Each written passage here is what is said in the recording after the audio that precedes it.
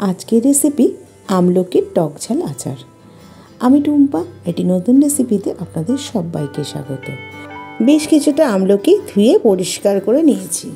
এবার কড়াইতে জল দিয়ে দিয়েছি, গ্যাসের ফ্লেমটা হাইতে করে দিয়ে প্রথমে জলটাকে উষ্ণ গরম করে নিয়ে গ্যাসের ফ্লেমটা মিডিয়ামে করে স্ট্যান্ডটা বসিয়ে দিয়ে ছিদ্রযুক্ত থালা তার উপরে দিয়ে আমলকিগুলোকে 15 মিনিটের মতো স্টিম করে নেব। 15 মিনিট পর আমলকিটাকে চেক করে নিয়ে কাঁটা চামচ দিয়ে তারপর ঢাকা দিয়ে ওই অবস্থাতে আরও ঠান্ডা হওয়ার জন্য 15-20 মিনিট ঢেকে রেখে দেব। এবার আমলকিগুলোর দানা ছাড়িয়ে নিলাম। দানা ছাড়িয়ে সমস্ত আমলকিগুলোকে মিক্সিতে পেস্ট করে নিলাম। সামান্য একটু জল দিয়ে পেস্টটা তৈরি করে নিলাম। এবার আমলকিটাকে কড়াইতে দিয়ে দিয়েছি। গ্যাসের ফ্লেমটা হাইতে করে দিয়ে আমলকিগুলো কড়াইতে দেওয়ার পরে আখের গুড় পরিমাণ মতো দিয়ে দিচ্ছি। আমি আখের গুড় দিয়ে করছি, আপনারা চিনি দিয়েও করতে পারেন। এবার আখের গুড়টাকে ভালো করে আমলকির সাথে মিশিয়ে নেব। আমলকির সাথে ভালো করে মিশিয়ে নেওয়া হয়ে গেছে।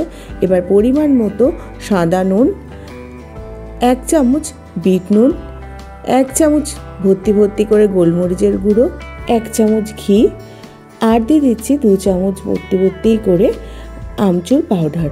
আমচুর পাউডার যদি না থাকে সেক্ষেত্রে চাট মশলাও ব্যবহার করতে পারেন। সমস্ত কিছুকে ভালো করে দেওয়ার পরে গ্যাসের ফ্লেমটা হাইতে করে দিয়ে ভালো করে জাল করে নেওয়ার পরে 1 চামচ কর্নফ্লাওয়ার ঠান্ডা জলে গুলিয়ে রেখেছিলাম সেটা এর মধ্যে দিয়ে দিলাম। কর্নফ্লাওয়ারটাকে দিয়ে ভালো করে মিশিয়ে নিয়ে গ্যাসের ফ্লেমটা মিডিয়ামে রেখে দিয়ে বেশ ভালো করে আঠালোভাবে পাক করে নেব। গ্যাস ঢাকা দিয়ে রেখে দিয়েছিলাম। ঢাকা দিয়ে প্রায় 10 মিনিট মতো রেখে দেওয়ার পর 10 মিনিট পর আবারও ঢাকাটা খুলে নিলাম। আবারও ঢাকা দিয়ে রেখে দিলাম আরও 10 মিনিট মতো। 10 মিনিট পর বেশ ভালো পাক হয়ে গেছে। একটা পাতিলেবু রস করে রেখেছিলাম বড় সাইজের, সেই পাতিলেবুর রসটা পুরোটা এর মধ্যে দিয়ে দিলাম। রসটাকে দিয়ে গ্যাসের ফ্লেমটা হাইতে করে দিয়ে আরও 7-8 মিনিট মতো জাল করে নেব। কালারটা দেখুন চেঞ্জ হয়ে গেছে 7-8 মিনিট জাল করে নেওয়ার পর। এবার গ্যাসের ফ্লেমটা বন্ধ করে 5 মিনিটের জন্য স্ট্যান্ডিং টাইমে রেখে দিয়ে থালার মধ্যে ঢেলে নিচ্ছি। আমি থালার মধ্যে একটু চিনির গুঁড়ো দিয়েছিলাম, এটা অপশনাল, যদি পছন্দ না করে নাও দিতে পারেন। এবার ঠান্ডা হয়ে যাওয়ার পর এয়ারটাইট কন্টেনারে করে রেখে দেবো।